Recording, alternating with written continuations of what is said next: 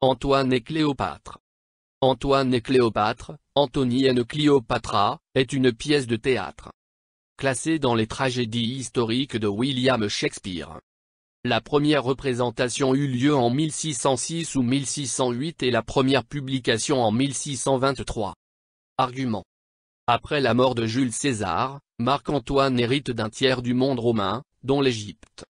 Las de la guerre, il tombe sous le charme de Cléopâtre et aurait pu passer la fin de sa vie auprès d'elle si les besoins de l'État et les attaques de son rival Octave César le lui avaient permis. Convoqué à Rome pour une conférence au sommet, il se marie avec la sœur d'Octave. Cléopâtre est furieuse et fait tout son possible pour regagner son amour. Ce qui enrage à son tour Octave. Il déclare la guerre contre l'Égypte et la faiblesse militaire de Cléopâtre entraîne l'échec de celle-ci.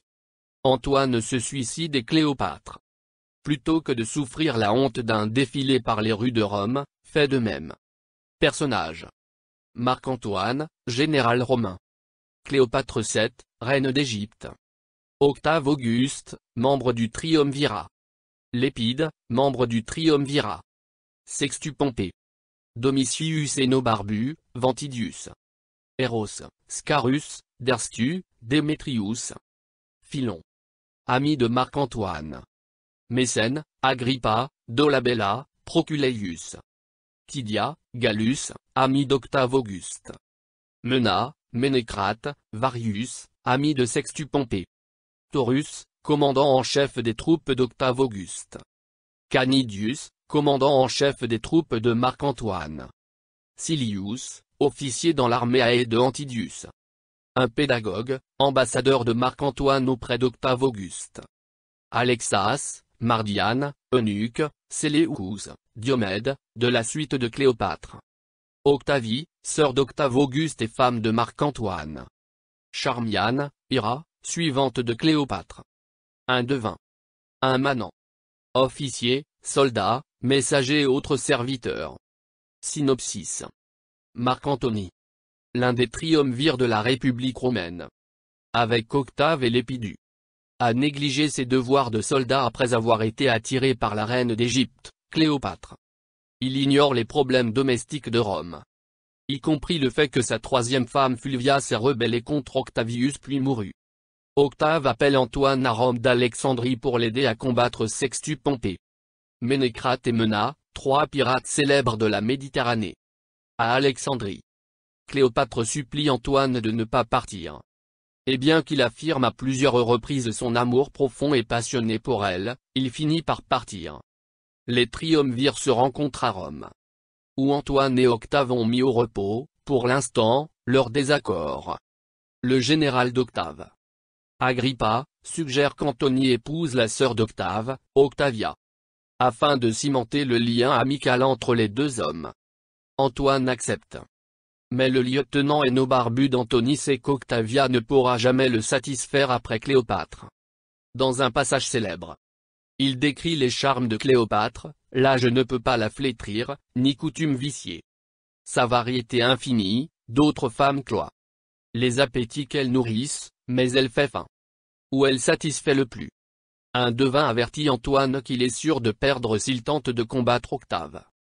En Égypte, Cléopâtre apprend le mariage d'Antoine avec Octavia et prend une vengeance furieuse sur le messager qui lui apporte les nouvelles. Elle ne se contente que lorsque ses courtisans lui assurent qu'Octavia est accueillante, courte, sourcils bas, ronds et avec de mauvais cheveux. Avant la bataille, le triumvir parle avec Sextus Pompée, et lui offrir une trêve. Il peut retenir la Sicile et la Sardaigne, mais il doit les aider à débarrasser la mer des pirates et leur envoyer des hommages. Après quelques hésitations, Sextus est d'accord.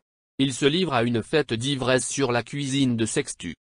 Bien que l'austère Octave quitte tôt et sobre de la fête. Mena suggère à Sextus de tuer les trois triumvirs et de se faire gouverner de la République romaine, mais il refuse, le trouvant déshonorant. Après le départ d'Antoine pour Athènes. Octave et Lépide rompent leur trêve avec Sextus et la guerre contre lui. Cela n'est pas approuvé par Antoine, et il est furieux. Antoine revient à Alexandrie hellénistique et couronne Cléopâtre et lui-même comme dirigeant de l'Égypte et du tiers oriental de la République romaine, qui était la part d'Antoine comme l'un des triumvirs. Il accuse Octave de ne pas lui donner sa juste part des terres de Sextus. Et il est en colère que l'Épidée, qu'Octave a emprisonné, soit sorti du triumvirat. Octavius accepte l'ancienne demande, mais autrement est très mécontent de ce qu'Antoine a fait. Antoine se prépare à combattre Octavius. Énobarbu exhorte Antony à se battre sur terre, où il a l'avantage, au lieu de par la mer, où la marine d'Octave est plus légère, plus mobile et mieux habitée. Antoine refuse, car Octavius l'a osé se battre en mer. Cléopâtre promet sa flotte pour aider Antoine. Cependant, pendant la bataille d'Actium au large de la côte occidentale de la Grèce, Cléopâtre s'enfuit avec ses 60 navires, et Antony la suit, laissant ses forces ruinées. Qu'on honte de ce qu'il a fait pour l'amour de Cléopâtre. Antoine lui reproche de lui avoir fait un lâche, mais place cet amour vrai et profond au-dessus de tout le reste, disant, « Donne-moi un baiser, même cela me rend. » Octave envoie un messager pour demander à Cléopâtre de renoncer à Antoine et de venir à ses côtés. Elle hésite et flirte avec le messager. Quand Antoine entre et dénonce avec colère son comportement, il envoie le messager pour être fouetté. Finalement, il pardonne Cléopâtre et s'engage à combattre une autre bataille pour elle, cette fois sur terre. À la veille de la bataille, les soldats d'Antoine entendent des présages étranges, qu'ils interprètent comme le dieu Hercule abandonnant sa protection d'Antoine. De plus, Énobarbu, lieutenant de longue date d'Antony, le déserte et passe aux côtés d'Octave. Plutôt que de confisquer les biens d'Énobarbu, qu'Énobarbu n'a pas emporté avec lui lorsqu'il s'enfuit, Antony les ordonne de les envoyer à Énobarbu. Énobarbu est tellement submergé par la générosité d'Antoine, et si honte de sa propre déloyauté, qu'il meurt d'un cœur brisé.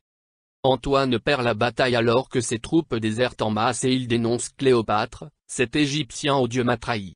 Il décide de la tuer pour la trahison imaginée. Cléopâtre décide que la seule façon de reconquérir l'amour d'Antoine est de lui faire savoir qu'elle s'est suicidée.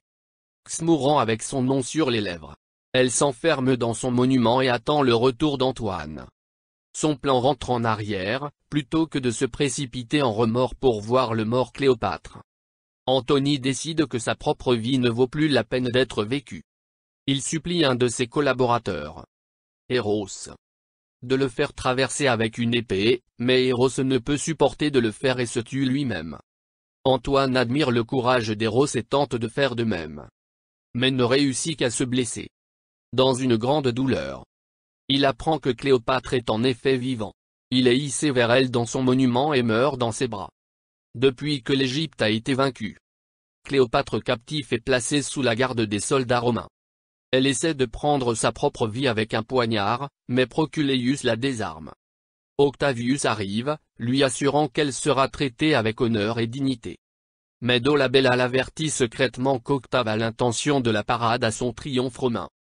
Cléopâtre envisage amèrement les humiliations sans fin qui l'attendent jusqu'à la fin de sa vie en tant que conquête romaine. Cléopâtre se tue en utilisant la morsure venimeuse d'un aspire, imaginant comment elle rencontrera Antoine à nouveau dans l'au-delà. Ses servantes Ira et Charmiane meurent aussi. Ira de chagrin et Charmiane de l'une des deux aspes dans le panier de Cléopâtre. Octavius découvre les cadavres et éprouve des émotions conflictuelles. La mort d'Antoine et de Cléopâtre le laisse libre de devenir le premier empereur romain. Mais il ressent aussi une certaine sympathie pour eux. Il ordonne des funérailles militaires publiques. Fin du résumé. Merci.